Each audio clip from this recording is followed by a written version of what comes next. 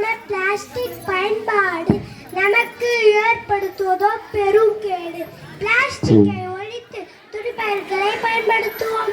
Plastic இல்லாத உலகமே சிறந்த எதிர்காலம்.